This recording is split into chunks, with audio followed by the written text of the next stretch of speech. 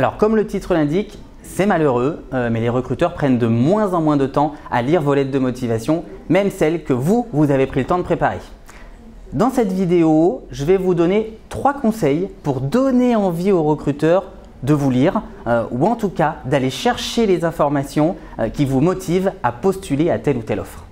Premier conseil, les recruteurs n'ont plus envie de lire votre lettre de motivation, et ben c'est pas grave. Plutôt que d'écrire une lettre de motivation, faites une vidéo de motivation et envoyez-leur une vidéo, alors sur 1 minute 30 maximum, de vous, en présentant votre parcours de manière très simple et surtout en expliquant en 2 ou 3 points pourquoi vous êtes particulièrement intéressé par cette offre et pourquoi vous lui avez envoyé directement votre CV. Deuxième conseil, influencez positivement le recruteur. Il n'avait pas l'intention de lire votre lettre de motivation, mais il avait l'intention d'ouvrir votre CV. Envoyez un seul fichier joint qui s'appelle CV. Mettez votre CV en 2e page et démarrez en 1re page avec votre lettre de motivation.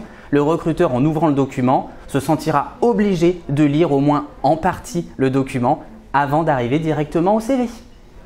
3e conseil, le recruteur ne va pas lire votre lettre de motivation, mais il va lire votre mail d'accompagnement. Profitez de votre mail d'accompagnement pour faire ressortir les 3 points de votre lettre de motivation. Les 3 points de la lettre de motivation étant la problématique d'abord de l'entreprise, le contexte, ce que vous avez compris de la recherche aujourd'hui, vous, ce que vous êtes aujourd'hui et pourquoi ensemble, vous et l'entreprise, vous allez réussir au-delà de la rencontre à créer une opportunité, une valeur ajoutée pour les deux en travaillant ensemble.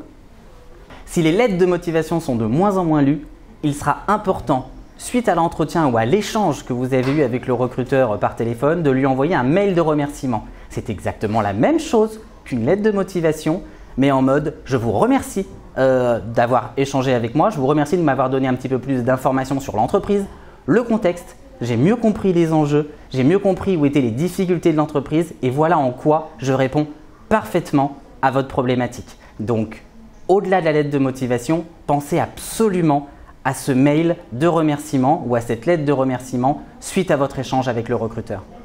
J'espère que ces conseils vous seront utiles dans le cadre de votre recherche et en attendant, si vous avez besoin d'informations complémentaires, n'hésitez pas à reprendre contact avec les équipes d'A Compétences Égales.